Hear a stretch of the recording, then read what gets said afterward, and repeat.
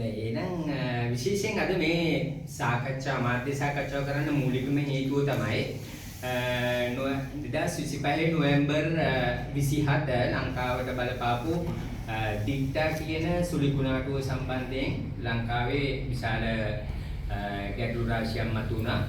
ගැටලු රාශිය කොහොමද කියනවා නම් කෙසේද කියනවා නම් සාමාන්‍ය ජන ජීවිතය විශාල වශයෙන් කඩාගෙන හැලුණා. ඒකේ මූලිකම දෙයක් තමයි 10කට ආසන්න සංඛ්‍යාවක් ජීවිත නැති වෙලා තියෙනවා. ඒ වගේම නිවාස 5000ක් විතර සම්පූර්ණම නැති වෙලා තියෙනවා. ඒ වගේම අර්ධ වශයෙන් නිවාස 17000කට අලාභහානි වෙලා තියෙනවා. ඒ වගේම සාමාන්‍ය මුදල් වශයෙන් ගත්තොත් එහෙම පාඩුව මේ වෙනකොට රජයේ කියන විදිහට ඩොලර් බිලියන් 7 ඉක්ම වෙලා තියෙනවා කියලා. ඩොලර් බිලියන් 7ක් කියන්නේ ඉතාම විශාල මුදලක්. මේ වෙනකොට ඒ කියන්නේ දෙසැම්බර් මුල් සතිය වගේ වෙනකොටම විදේශගත ලාංකිකයන් ඇත්තටම නොඑක ආකාරයෙන් උදව් උපකාර කෙරුවා ලංකාවට.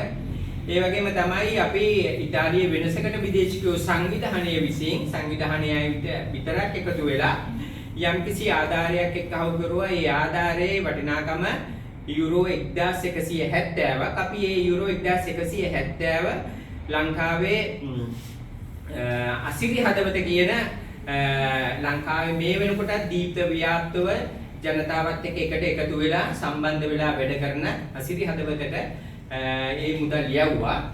ඒගොල්ලෝ බදුල්ලේ පස්සර කියන ගම්මානේ ඉස්කෝලවල දෙකක් සම්බන්ධ කරගෙන සම්පූර්ණ මුදල් වලට පොත්පත් ලිපි ලේඛන ඒත් එකම පෑන් පැන්සල් සියලුම බෑග් ඒ සියලුම දේවල් අරගෙන ඒ ඉස්කෝලවල දරුවන්ට ප්‍රදානය කරලා තියෙනවා. අපිට ඒ සියලුම දේවල් වල විස්තර වෙලා තියෙනවා. ඉතින් විශේෂයෙන් අද මේ සාකච්ඡාව කරන්න වෙනසකට විදේශික සංවිධානය වශයෙන් මේ සාකච්ඡාව කරන්න මූලික හේතුව තමයි අපි එකතු කරපු මුදල් වලට අපි මොකද කෙරුවේ ඒ සම්බන්ධව ඕනෙ කෙනෙක්ට දැනුවත් වෙන්න පුළුවන්. තවදුරටත් අපිත් එක්ක සම්බන්ධ වෙනවා. ස්තුතියි.